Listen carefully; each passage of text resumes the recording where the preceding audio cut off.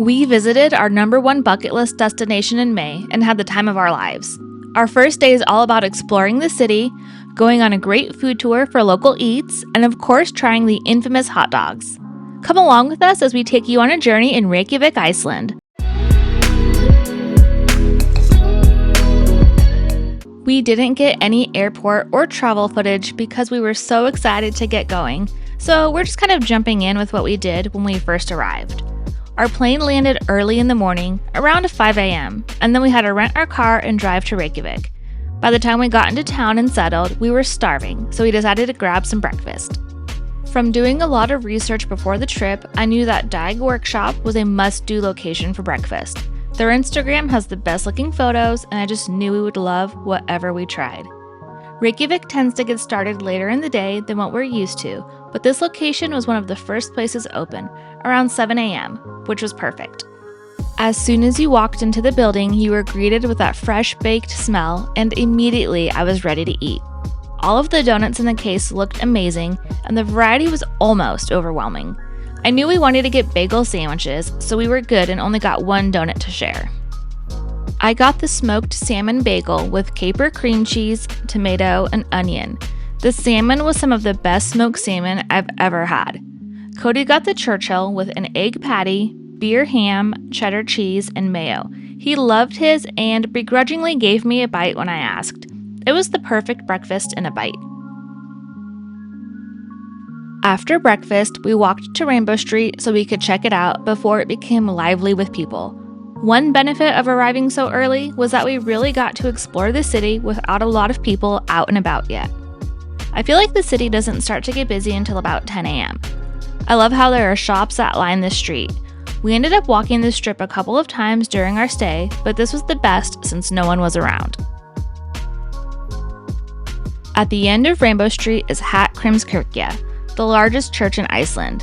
It is probably the best-known landmark in the city and is designed to resemble the trap rocks, mountains, and glaciers of Iceland. Seeing this in video and seeing it in person are two totally different experiences. I wasn't prepared for just how large this building is until I saw it. It's truly breathtaking. We walked around the city some more as we waited for more places to open. Once it was a little later in the morning, it was time to grab some coffee to keep us warm in the cold weather. I say the weather is cold, but it was usually in the high 40s to low to mid 50s, which isn't too bad. It's just cold for us since we're used to the Florida weather.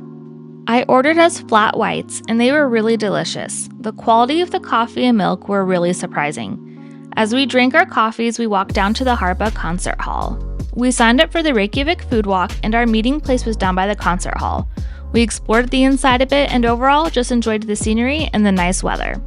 The Reykjavik Food Walk takes you to 5 local restaurants to enjoy delicious Icelandic cuisine.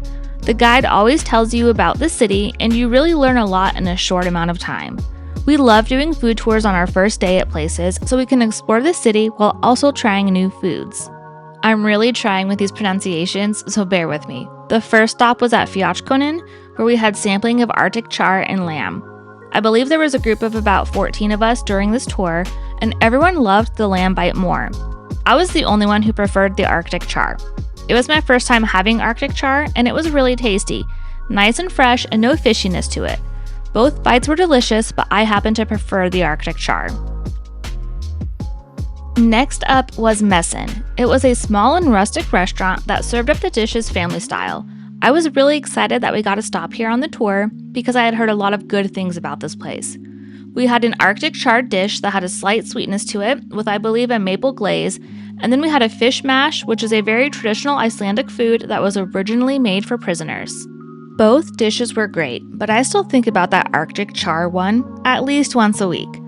I think Cody still thinks about the mash one too, though. It was the ultimate comfort food. They also served a rye bread that was phenomenal. It was dense and slightly sweet, and the butter was some of the best I've ever had. It was then time for the famous hot dog stand. Iceland is known for their hot dogs, and this stand is probably the most popular spot to grab one. The hot dog itself is made from lamb meat. We got the traditional way, which includes crispy onions, raw onion, sweet mustard, remoulade, and ketchup. The ketchup is made with apples, so it has an extra sweetness to it. I didn't love this because it was a little too sweet for me with all of the sauces. The crispy onions were a lovely touch, and the hot dog itself had a good snap to it. I was also incredibly full at this time, so that didn't help either. Our next stop was a pub to have some lamb stew and to try the infamous fermented shark. The fermented shark is definitely a tourist thing to do, but we came all the way to Iceland, so of course we were going to try it. We were told to chew it for at least 7 times to get the full flavor. I was a little scared after watching a bunch of reaction videos, but the ammonia taste came across almost like a very pungent brie cheese. I didn't hate it, but I'm also not going to eat it again. After the fermented shark, we chased it down with a shot of Brennivin. Brennivin is considered Iceland's signature spirit. It's distilled from fermented grain mash and is flavored only with caraway. It had a really savory and herbal taste and reminded me of fresh rye bread. We both really liked it. The lamb stew was nice and warm and perfect for the chilly day. By this time I was too full, and we still had one more stop to go. We went to Cafe Loki for their famous rye bread ice cream. It's an ice cream mixed with rye bread and topped with whipped cream and a rhubarb syrup. It's not overly sweet, and the syrup gives a nice tang. It was the perfect end to an afternoon full of eating and learning about Reykjavik. I highly recommend this food tour if you ever find yourself in the city. Near our hotel, we noticed a brew dog, so we decided to head there for a beer. We had brew dog once in Ireland, so we figured, let's go to the one in Iceland. Their beer was crisp and refreshing. Our hotel had a wine bar, so we went there for one last drink before bed. We were exhausted from being up for over 24 hours, so we called it a night after this. We'll see you next time for more Iceland content.